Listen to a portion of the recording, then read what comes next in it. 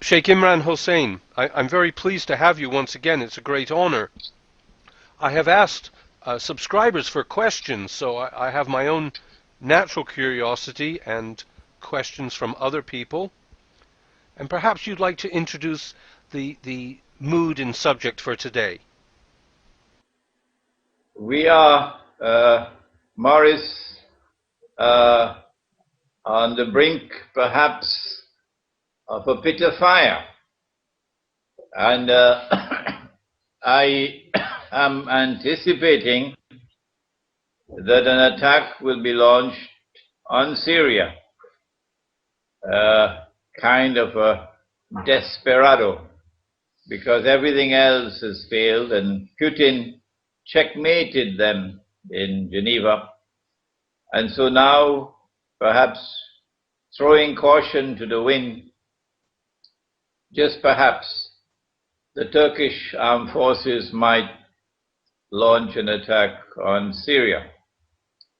And if that happens, I think Putin is going to respond vigorously. So we are standing at this moment on the brink of a pit of fire. Yes, Russia did voice strong opinions regarding Turkey's stance. I detected Russia's support for Syria not, for Turkey not to interfere or involve. At times Russia is ambiguous, but it was not ambiguous about telling Turkey not to get involved. Well, Lavrov, I don't know, the Russians give mixed signals. It's very encouraging that you suggest they are steadfast behind Syria. They have just sent some ships to Tartus, correct? Yes, I've heard about that. Well, many of the questions do revolve around Syria that I've been given by subscribers and people that follow you. Shall I read some out, or shall we banter? Do please. Well, I'll just start ad hoc.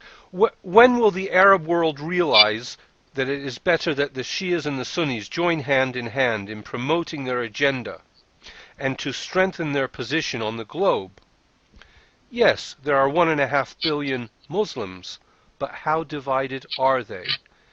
And that is from a user 408 Magenta on YouTube. Bringing about Shia-Sunni solidarity to face a common threat is not too difficult a proposition, except that Saudi Arabia, true to form, from day one, emerged on the screen of history in a very mysterious way, and has consistently from day one functioned as a client of the Judeo-Christian Anglo-American Western Alliance.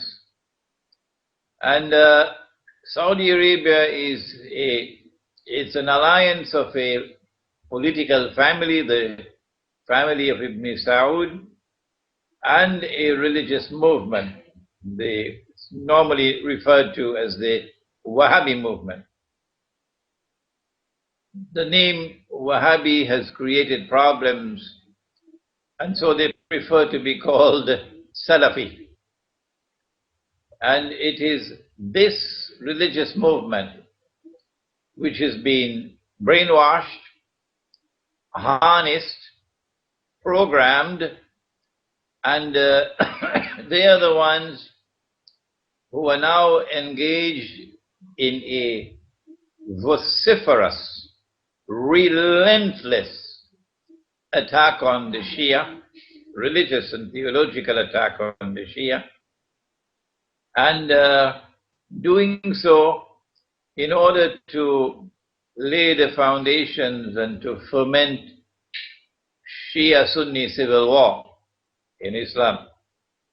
I believe I did make mention of this in our last interview, that this is the master plan to foment Shia-Sunni civil war.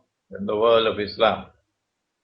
The fact that that civil war has not as yet broken out, it is something commendable that the rest of the world of Islam is not being seduced and not likely to be seduced. Unless, and of course, you have some act of monstrous terrorism directed, for example, against the Shia, and then you blame the Sunni. Typical Zionist methodology. Or an act of monstrous terrorism against the Sunnis, and then you blame the Shia. So you can get them at each other's throats. I have been doing my bit, Morris. I gave a lecture recently on the Shia, the Sunni, and the end time. And in that lecture, I pleaded for us to recognize this master plan of seeking to foment Shia-Sunni civil war in the world of Islam, and that we should try to ensure that we do not fall into that trap. And most of my listening audience and viewing audience, fortunately, are in agreement with me. So I have not lost hope. I believe that there is hope that we can avert Sunni-Shia civil war in Islam. They have been successful in the sectarianism of everywhere, Iraq, now Syria. I mean, it is a tactic used. I have more questions here. Does the Sheikh think the crisis in Syria has caused the foretold split between Gog and Magog? Anonymous question. It is clear that Gog and Magog are now moving in the direction of a head-on collision, which we anticipated. Gog being the Anglo-American Zionist alliance, which has NATO as its military arm, and Magog being Russia, but Russia is also Christian Russia. There are two Russias there. And that conflict between Gog and Magog, which is most likely to be one of the use of nuclear weapons, appears to me to be now inevitable. Inevitable. It's just a matter of time. So yes, my answer is yes indeed. Gog and Magog are now moving towards a head-on collision. And it's the Syrian crisis that has speeded this up. Our eschatology, Islamic eschatology, places the area of Syria and Turkey as the most volatile region of the world, and the one which is going to witness the Great War. Okay, I move on. This question is from a user DinaPoli123. It seems more and more clear that the Islamists, such as the Muslim Brotherhood and the NTC in Libya, the rebels in Syria, the Islamists in Pakistan, all are working together with the Zionists. It seems after every overthrow of these Arab regimes, the governments are more open to Western influence and to invite the capitalists into their country. No, I don't think that is entirely correct. The world of Islam is not homogeneous. I have identified one sectarian movement that used to be called the Wahhabis, who are being exploited and used by a Pied Piper. And that Pied Piper plays the tune and they dance to the tune because they are deficient in understanding. They do not understand that they're being taken for a ride. The reason why the Zionists want these so-called Islamic governments in power around Israel is because these so-called Islamic governments can then be manipulated by remote control to act in a way that will provide Israel with casus bellum. Israel wants to wage a big war which will decimate the Arab population around the Holy Land, bring about a substantial reduction in the population of the Arab world. But Israel does not want to wage that big war and appear as an aggressor. So she needs an excuse. And that excuse was manufactured, and it is emerging. It began with the Arab Spring, and then predictably with the emergence of so-called Islamic governments. But the stumbling block in the way is Syria. And if they do not succeed in Syria, their plans will go to naught, all fall down. So Syria is do or die for them. They cannot afford to fail. And this is why Hillary Clinton is now hysterical. The Russia and China will pay a horrible price. Reading between the lines, I believe it's a Turkish invasion of Syria that's coming, but I can be wrong. And so the bottom line is that the so-called Islamic governments emerging as part of a plan that will allow Israel to declare that we are now under grave threat, that Islam is rising in the world, and Islam constitutes a menace to Israel and to mankind.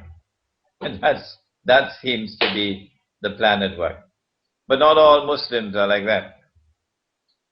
There are many, many Muslims who detest the Zionists and detest the Anglo-American oppression, its NATO oppression of mankind, and long for freedom, and likely to turn in a friendly way to Putin, to forge an alliance with Russia in order to confront a common enemy.